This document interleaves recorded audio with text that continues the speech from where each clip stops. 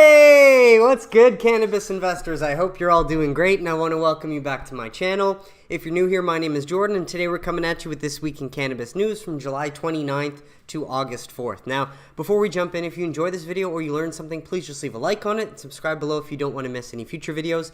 Try to think of these videos as a time capsule. I've tried to put all the news and facts in one place so that you can watch episodes over time to learn about the evolution of the US cannabis industry. Identify top US MSOs that you keep seeing pop up that you think will be worth more in the future than they are now based on their current market caps and new markets coming online like Ohio, which we'll get to soon, and take advantage whenever you feel ready if you wish to do so. But just recapping the state-led growth story, as Missouri sells more cannabis than Colorado in the first half of 2024. You love to see it, especially when they just turned their adult use market on, I think in February of 2023. So it didn't take them that long as they got to $709 million in 6 months, putting them 5th place. And while I've recapped this in past videos, it's a new article, so just highlighting the biggest markets. California so far, then Michigan, then Illinois, then Massachusetts, and then Missouri combined with medical here. And so surely they were going to get there at some point because they have a higher population than Colorado, but it's great that it didn't take them very long while they're generating a good amount of tax revenue, and hopefully we'll be going back to the right programs and the right places to benefit the people of Missouri. But for anyone interested, here are the top 10 states in cannabis sales for the first half of 2024. Of course, California is number 1, but here are the rest down here. Of course, links will be in the comments. But the news we've all been waiting for, thank you, Ben, for being the first to drop it, 10:09 a.m. on August 2nd. Ohio, don't look now, but adult use sales start Tuesday next week. And it was very funny to see, I think, Tom Angle after this threw a hissy fit on Twitter and was saying that he had emailed the regulator board in Ohio and they didn't tell him that sales were going to start on Tuesday. So he was trying to say that, oh, Ben doesn't know what he's talking about. But then sure enough, yeah, bitch, Ben does know what he's talking about. Is Trulieve set to launch adult use sales next Tuesday as well out of their Beaver Creek, Columbus, and Westerville locations. Unfortunately, many of the MSOs stand to benefit from Ohio turning on, which makes this such a big deal. And we'll get to the first list or the first batch of them in the next story. But just wanted to share this as a second official statement that we got on Friday. First was from Ben, second from Kim, obviously after they got the green light from the regulators. And obviously Ben and Kim are going to know before Tom.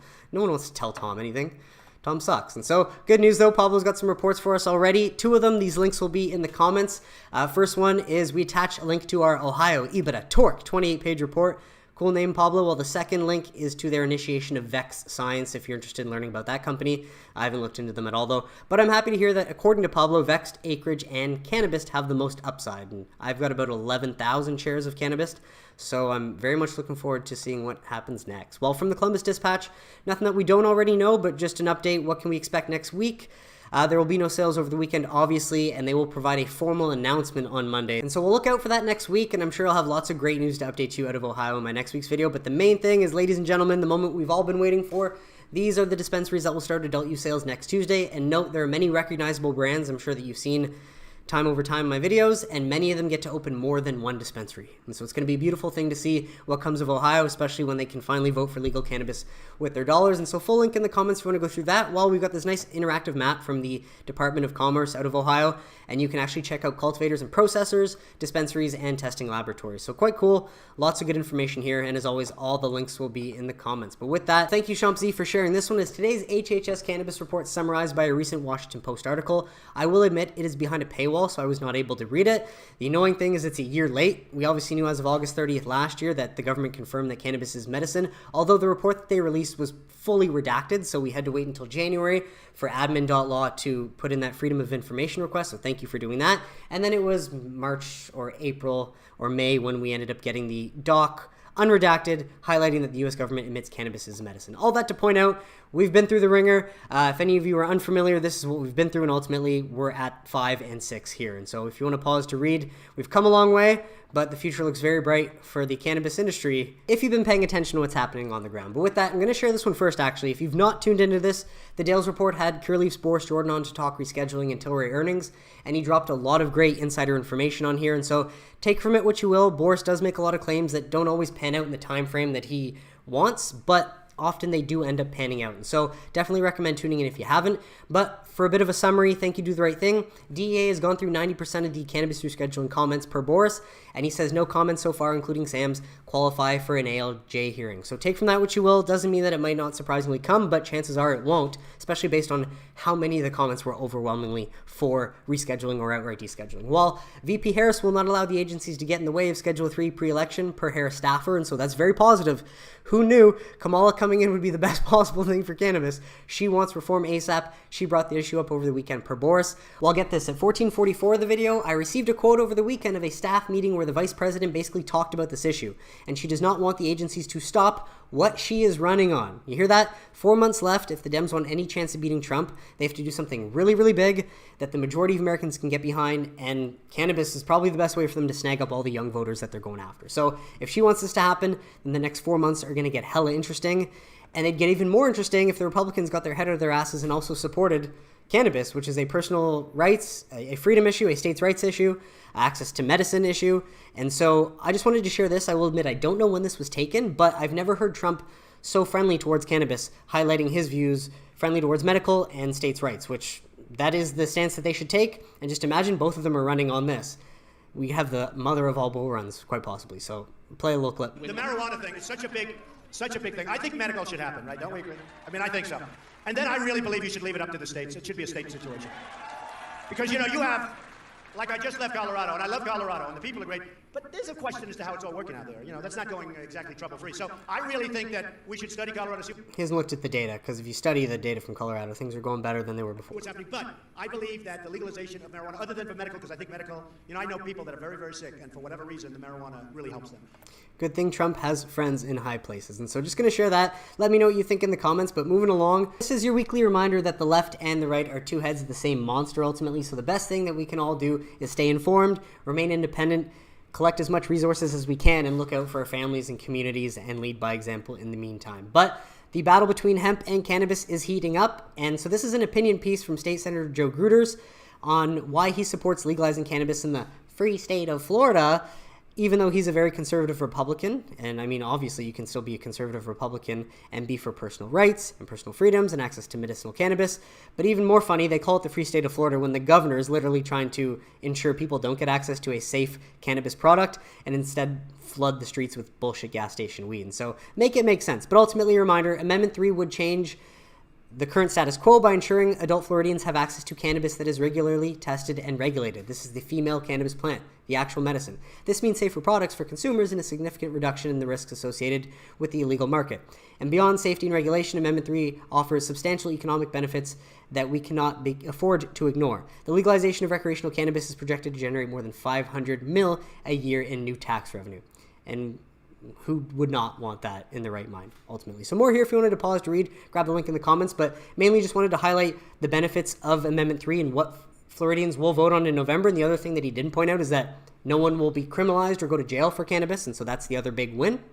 But at the same time, this past week, why we can't have nice things, billionaire Ken Griffin, CEO of the Citadel hedge fund, fucking cuck, is donating $12 million to the campaign to defeat the cannabis legalization initiative on Florida's November ballot. And we learned last week that the Amendment 3 initiative has about $12.5 million in cash left, so he just infused enough for the hemp lobby and DeSantis to try and really gear down before November. Though with 4 months left, I don't think people are that dumb, and I don't necessarily think they're going to win. But all that to point out, I don't know if this is true or not, just sharing what Jungle Java shared, because it makes you think for a second. It's interesting, especially based on what we've seen for the last 4 years and the shit that these penny stocks go through, being on the shipboards and not being able to uplist. She just shares, gee, I wonder why he would donate that money to that initiative. Shorting the cannabis sector is just too lucrative for Citadel.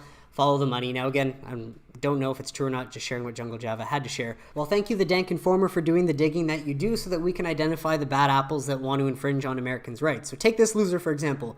Evan Power, a lobbyist in Florida and member of Florida GOP. We stand with the Florida sheriffs in opposition to this dangerous amendment. The amendment's not going to do anything but make Florida better and improve the status quo and public health. And so take from that what you will. Obviously, these losers are just mad because they're going to stop getting revenue from the hemp lobby. That's ultimately making a killing off selling shitty synthetic gas station weed to whoever in Florida, especially minors that have easier access to it than legal adult use cannabis. And so fucking losers. Because thankfully, Floridians want legal cannabis. A 64% support Rec Amendment 3 after a latest poll from University of North Florida. And while we see poll after poll after poll suggests that we will likely see more than 63% in the results in November, which is needed. The main thing is we will just have to wait until November. No one knows until then. We got lots of time to try and educate these clowns and bring them over to the light, or let them keep lying to themselves, live in fear, and keep them on the dark side. I'll put this link in the comments if you want to check that out. But the good news is, at least against the synthetic bullshit gas station hemp that is being passed off as cannabis, which it's not, and then likely getting into the hands of kids more easy than adult use stuff, is that states are fighting back. So first example, adult use rec cannabis is legal in Missouri through authorized licensed dispensaries, right? Safe tested product. However, there's currently no federal or state standards regarding hemp-derived compounds, and so they're taking action to protect the kids. Love to see it. I'll put this link in the comments if you want to go through that, but that's out of Missouri. While Virginia is apparently cracking down, they levy $11 million in fines against over 300 retailers for illegal hemp goods. So another example of them cracking down, ideally because this is not actually the safe tested product that we have all of these studies for that we're going to get to in a moment. Hence, they're doing the right thing. We love to see it. So more here if you wanted to pause to read. Otherwise, grab the full link in the comments. But the one thing Virginia needs is a commercial adult use license sooner than later. Well, one more state, though, thanks Chris Roberts for sharing this one, is Oklahoma is the latest state to clarify the definition of THC to include THCA, thus, in theory, closing the loophole that some cannabis companies have used to justify selling synthetic crap weed via the mail when claiming it's federally legal hemp. And so we'll continue to see how this unfolds, but happy to share that we're seeing some action being taken, especially when we have more studies to highlight what the real female cannabis plant is capable of, and nothing to really justify any of the synthetic derived crap that is flooding the streets. But with that, from Scientific Reports, acute effects of cannabigerol on anxiety, stress, and mood. A double-blind, placebo-controlled crossover field trial from July 13th, 2024. So you can pause to read the whole abstract, but these ratings were collected again after participants ingested the product and completed an online survey. Relative to placebo, there was a significant main effect of CBG on overall reductions in anxiety as well as reductions in stress at T1 in the first survey. CBG also enhanced verbal memory relative to placebo. That's fascinating. There was no evidence of subjective drug effects or impairment. CBG may represent a novel option to reduce stress and anxiety in healthy adults. Fascinating. So more here if you wanted to grab the link and go through the entire study, but we've got lots, so moving through it. From Jad, and this one's got quite the name, topical nano-encapsulated cannabidiol cream as an innovative strategy combating ultraviolet A-induced nuclear and mitochondrial DNA injury. A pilot randomized clinical study from July 16th. So I invite you to pause to read the abstract, but fascinating results. 24 hours in, 21% of participants, or 1 in 5, had less observed erythema on CBD-treated skin than non-CBD treated skin. Which is kind of fascinating. And so this one's technical, but topically applied NCBD cream reduced UVA-induced formation of a frequent mutagenic nuclear DNA-based lesion and protected against mtDNA mutations associated with UVA-inducing skin agent. So if you can understand this better and explain it for the layman in the comments, that would be awesome. Let me know. But sounds promising, as CBD could be an effective treatment similar to sunscreen. This trial is the first to identify UV protective capacity of CBD containing topicals in humans. And if I'm going to use sunscreen, I'd rather use CBD because I don't typically use sunscreen. But with that, moving along, study, patients suffering from gastrointestinal symptoms from normal disorders report sustained improvements with cannabis. So let's dig in. In each survey, participants reported a significant decrease in GI symptom severity when using medical cannabis versus when not using medical cannabis, researchers reported. The study's authors concluded this is the first study to examine medical cannabis, or just the cannabis plant's longitudinal effects on GI symptoms in patients with refractory GI and non-GI MMJ certified conditions. Overall, participants reported significant enduring moderate GI symptoms relief when using cannabis. Additional studies should assess the effects of different CBD and THC ratios, dosing, and methods of admin on GI symptom relief. Deschedule the damn plant already. So more here if you wanted to pause to read all of that. And as always, all these links will be in the comments. Well, another one from Normal. Clinical trial, cannabis-infused tea mitigates pain in patients with fibromyalgia from August 1st out of Italy. Interesting. So a small study of 30 patients. Patients' median pain ratings fell from 8 on a numerical scale of 1 to 10 to 4 during the trial. That's decreased by half. Study participants also reported improvements in physical and mental health. None of the patients who completed the trial reported any adverse side effects from cannabis. The study's authors concluded cannabinoids may represent an effective alternative to conventional pharmacological therapy for reducing pain and mind disorders in FM subjects. Further investigations like randomized, placebo-controlled trials are needed, of course. But with that, moving along normal, another one. Government survey data shows nearly 20% decline in teen cannabis use over the past decade as of July 31st. Try and tell me cannabis legalization doesn't work, so then I can just call you a liar. It's fucking awesome. Specifically, though, data from the National Survey on Drug Use and Health reports that the percentage of those 12 to 17 who reported having ever tried cannabis fell 18% from 2014 to 2023. And those reporting having consumed cannabis during the past year fell 15%. The percentage of teens reporting current cannabis use fell 19%. And so more detail here if you wanted to pause to read, but I've covered many studies that find the same thing of different states and places that have legalized, so just read it and wait.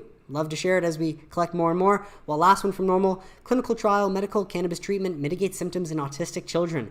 August 1st, 2024, out of Israel. Another small sample size cohort of 65 children, but a big one because epilepsy or autism seems to be a big thing that cannabis can help with, especially in kids. But there's that whole, we can't give a medicine to children. It comes from a plant. It's not a drug. Researchers reported, we observed significant differences in the autistic children's overall anxiety and in some anxiety subtypes. Significant improvements were observed in restricted and repetitive behaviors and interests, including the total score, and specifically in compulsive, ritualistic, and sameness behaviors. Just kind of reading that last sentence makes me think, is that why I consume cannabis or why it seems to help me a lot? I don't know. But I have been questioned by a few people if I'm autistic or not, and I don't know. It's not something I care about or spend my days thinking about. But fascinating nonetheless. All links in the comments. Wiley Online Library, pretty fresh as of July 29th. Combinatorial approach of cannabidiol and active targeted mediated photodynamic therapy in malignant melanoma treatment. Another one that's a bit too technical for me, but main thing to point out is that accumulating evidence suggests that cannabidiol, or CBD, a non-psychoactive derivative of cannabis, can synergize with various anti-cancer agents to increase their efficacy. So let's deschedule so we can study this shit. Main thing though, they point out we highlighted the standard therapeutic modalities of malignant melanoma and their pitfalls, as well as pointed out the need for further investigation into PDT, or photodynamic therapy, with CBD. So of course, so much we can learn, so much promise. It's just a matter of making research easier. Well, I think this might be the last study. No, on to MSOs. As press release, big news we got on Monday. WAPO enters into agreements with the cannabis company to acquire one of its Virginia licenses and associated operations and Arizona operations. And so why I think this is great for WAPO, gets them entrance into the Virginia market ahead of the adult use program launch, although I don't think that's coming anytime soon, hopefully before 2026, but Virginia really dropped the ball there while giving them deeper footprint in Arizona. And so there's a lot of detail here, but I wanted to point this out as the cannabis company will maintain its Virginia operations in the Richmond region, which is considered HSA 4, with approximately 80,000 square feet of cultivation and manufacturing capacity, 5 retail locations in operation, and 1 in development. So that's worth noting that they're not exiting completely, but it seems they're giving a license for this region that's going to allow WAPO to be the sole operator and retailer for HSA 5 in Eastern Virginia. So clearly they want that to get the head start for med and then eventually adult use when that comes. But main thing is how much does it cost? So the Virginia operations include 1 cultivation and production facility and 6 dispensaries for roughly total consideration of 90 mil. So that's 20 mil cash, 40 mil Class A shares of WAPO, and 30 mil promissory note. While Arizona operations include 1 cultivation facility, 1 production facility, and 2 dispensaries for 15 mil payable in cash. So I think both companies get a great deal. That's the Cannabis Co. essentially getting $105 million for 8 dispensaries, 2 cultivation facilities, and 2 production facilities while staying in Virginia. So I think that's big for them, especially when I know that my 11,000 shares of Cannabist, I think it's like my market cap is 200 million Canadian. And I know that the Cannabist has so many more dispensaries than 8. And so if you're only valuing 8 dispensaries at 105 million, man, they're clearly worth a whole lot more than their current market cap. And so once close, the acquisitions will bring WAPO's geographic footprint to 14 states, 15 cultivation and production facilities, and 150 dispensaries. While upon exit of Arizona's market, the cannabis company's operational footprint will be in 13 markets. And I forget exactly how many dispensaries they have, but definitely in the high double digits. While GreenThumb announces opening of Rise Dispensary East Syracuse, serving patients and adult use customers in the Empire State. And so we saw this show up on Google last week. And so we said, well, we'll look at and see if GreenThumb does make a move. And they have opened a new dispensary in Syracuse. So good timing for them to be able to open this after they've shut down all the illicit shops. So that'll certainly help drive some legal revenue that New York desperately needs. And so more information here if you wanted to pause to read. But moving through stories, as TerrAscend completes $140 million debt financing. A non-dilutive financing bears a coupon of 12.75, so not nearly as good as what they've gotten in the past, but with a 4-year term and no prepayment penalties. So just imagine once 280E is gone and these companies are not discriminated against with normal rates they will get like other American businesses, with no material debt maturing until late 2027. So that gives TerrAscend even more breathing room to take advantage while it's still early on and while they can. And with that, Trulieve to open medical cannabis dispensary in Ocala, Florida. And so this is as of July 29th. New Marion County location will host grand opening celebration yesterday, August 2nd. And so good to see them again, like all the other MSOs, focusing on what they can control and opening up dispensaries while it's cheap and before all these markets turn on for adult use and make them a killing. While Tilray Brands reports record financial results, achieves 26% net revenue growth. It's the one thing or metric they could really try and highlight that sounded better than the actual situation going on. And I still own my shares. Trust that I will hold on to them because what was Tilray in the past was a free, and that's where I've made some money. And a lot of the times fundamentals don't matter if you've spent enough time in the stock market. The main thing is Tilray Brands, like Canadian LPs, have exposure to the U.S. major stock exchanges like the NYSE and the NASDAQ, which MSOs unfortunately don't. Well, maybe I shouldn't joke because I've been holding bags of them still for a while and they should be working in the best interest of their shareholders. I have no doubt I will sell them for a profit at some point in the future, especially when Germany gets their act together and helps become a big revenue driver because Canada only has so many people. But main thing is just I wanted to bring you to some slight improvements Tilray saw. So for the 12 months ended May 31st, net revenue in US dollars, $788 million, up from $627 million from 2023. And so slight improvements in terms of gross profit as well. But then if we go to net losses, $222 million this past full year. Compared to last year, though, full year 2023, $1.4 billion. So slight improvements there. But what would be a big driver, of course, all links in the comments if you want to grab them and look through. Tilray's Aphria RX receives cannabis trading license in Germany, significantly expanding commercial growth opportunities. Now, there's still no commercial market, so there's little opportunities yet, but this could be a big deal. So we're just going to share what we know now. As they announced, Aphria RX GmbH has received a trading license which will allow it to sell and distribute a broad range of medical cannabis products to pharmacies, hospitals, and medical wholesalers throughout Germany. It's great news and a good starting point. Now, of course, there's no adult use commercial market there yet, but they are getting the wheels for phase 2 rolling from my understanding. And while Tilray does own a pharmacy distribution chain, I don't know how this plays into it. Essentially, though, it seems like they can sell med directly to pharmacies, hospitals, and medical wholesalers. So if those are the only ones buying cannabis for now and they are undersupplied, hopefully Tilray helps pick up some of that slack. But with that, on to some state news. Green Market Report, Minnesota pre-approves more than 3,000 for cannabis business licenses. You love to see it. Minnesota, once one of the most restrictive med markets, now has more than 3,100 would-be entrepreneurs pre-approved for rec business permits. And this is how you do it, taking Michigan's equal access to opportunity approach to the next level. So the initial window or screening window opened in June for social equity applicants. They took about 100, it seems like. And then another for full license applications began on July 24th. Thousands more applied, only 3,100 in total were picked. And so fascinating, looking forward to seeing what this market turns into. On Wednesday, the Minnesota OCM also released an 111-page draft of industry rules for rec and medical cannabis as well as hemp businesses. So unlike other states, they're not seeming to be clamping down on the hemp businesses that take advantage of the loophole. But it does seem like it's going to require them to follow some rules, and we'll see if they end up doing that. But I'll try and find this 111-page report and put that link in the comments as well.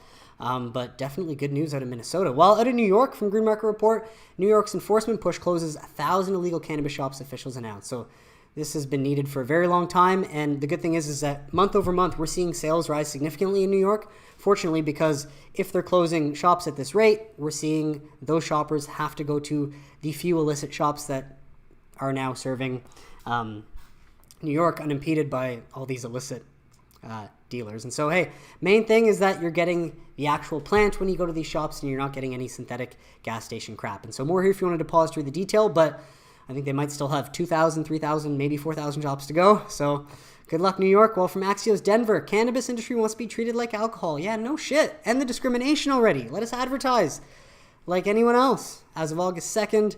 And so the big picture, the effort is part of a broader initiative to right-size the state's regulations a decade after cannabis sales were launched and remove the current belt and suspenders approach into law. I think everybody recognizes the industry has evolved. Some of the rules and regulations put in place 10 years ago were either antiquated or duplicative. And so what does that mean? Well, the first step is a new law signed in June designing to streamline existing regulations on licensing and sales of cannabis plants. The industry says the rulemaking process at the Cannabis Enforcement Division that started this week provides another opportunity to address higher fees and other regulations, hopefully reducing red tape and regulations. and reducing fees. It's about to sneeze. And the discussion then will move to the state capitol for the legislative session in January. And one major change for the industry wants is a cannabis sales and consumption area at events, such as concerts and festivals. Make it like buying beer or cocktails. Fuck yeah. That is the main takeaway from that. So hopefully we'll have an update from you out of Colorado in time. But with that, I wanted to share this one from BloombergTax.com. As pot-friendly states give cannabis sellers tax help denied by the IRS. And so I forget exactly all the states offhand, but we know that once the Schedule 3 process is finalized, that 280E, the biggest monster out there, that is effectively making these cannabis companies pay or work for Uncle Sam and not themselves yet, because 280E takes most of their profits anyways.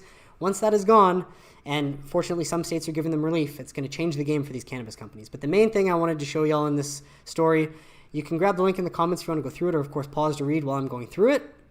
But good news is down here, rescheduling changed the strategy. And so while some states, again, are smarter and ahead of the curve than others, get this, pro-cannabis advocates and lawmakers anticipate the rescheduling process wrapping up before President Joe Biden leaves the White House next January. Read that again. Wrapping up before Biden leaves the White House next January. So take that with a grain of salt. We've had a lot of reporters make claims that haven't panned out, but this is the first time I'm seeing this one. If it doesn't, well, let's hope that doesn't happen, but easily predicted more states will decouple their tax laws from Section 280, of course. And so the longer the rescheduling process took, the more states we'd see take initiative and help the industries that obviously need the relief in their states. And so, more here if you wanted to pause to read.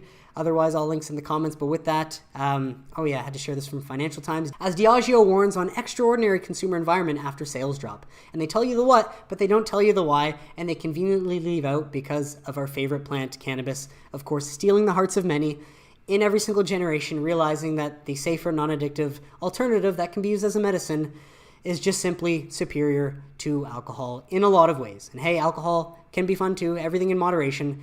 But yeah, just notice that they just talk about figures and numbers and what, but they don't tell you why. Because there's another substance that is becoming more and more legal and accessible in places, and people are choosing that instead of alcohol. And so you love to see it. This is a massive public health victory. Diageo doesn't want to tell you that or let you know that. One of the biggest. Well, quick trip over to Amsterdam just to highlight Snoop's second Smoke Weed Every Day has officially opened in everyone's favorite European city. And so while you've always been able to get under the table cannabis and smoke for decades in Amsterdam, the good news is that in some towns in the Netherlands, they're trying out pilot projects similar to Switzerland.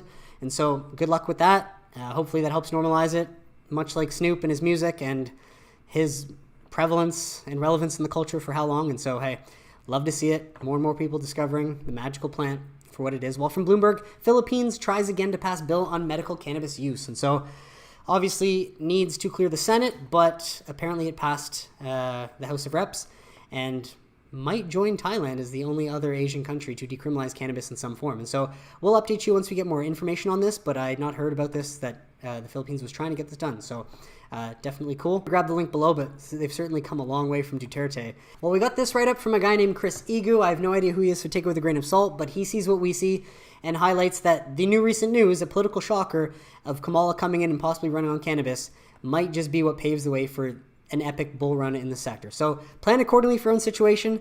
Again, it's promising that the Dems are getting ready to nominate the most pro-cannabis candidate in history, and even more promising would be if on top of the Schedule 3 process, which would resolve 280E, create a new Garland memo, and hopefully allow these MSOs to uplist. If on top of that, into November, they ran on re-elect us and we will end prohibition at the federal level, we know that they won't, right? But if they're going to use that again while cannabis is, going through that fucking run, holy crap. And then if the Republicans were to get on board and start calling out Kamala for putting people in jail for prison and then saying they're for states' rights and personal choice, then holy crap, this could get so friggin' entertaining. Now, of course, that's likely the best case scenario, but main thing just to bring you down, some things he wants to point out. Looking back in the past, again, history is not going to necessarily repeat, but it can certainly rhyme in a lot of ways, as we've seen. And so, essentially just bringing you through it. The full link will be in the comments if you want to go through it. Let me know if you agree with this or not, or if you don't think it makes much of a difference. But I definitely think Kamala, who knew how good she could be for the cannabis plant, especially after locking so many people up for it. But last but not least, a reminder of what's coming next week, because the fun doesn't stop. And GreenThumb kicks off earnings Monday after market at 5 p.m., while Trulieve and WAPO will report Tuesday, the 6th of August. August 7th, we've got Air Wellness, Verano, Jushi, and Cureleaf. I'm just focusing on the MSOs because, quality. And then Thursday, August 8th, Cannabist, Cresco Labs, TerrAscend. Well, interestingly enough, Canopy will be reporting on the 9th, so hopefully they do better than expected.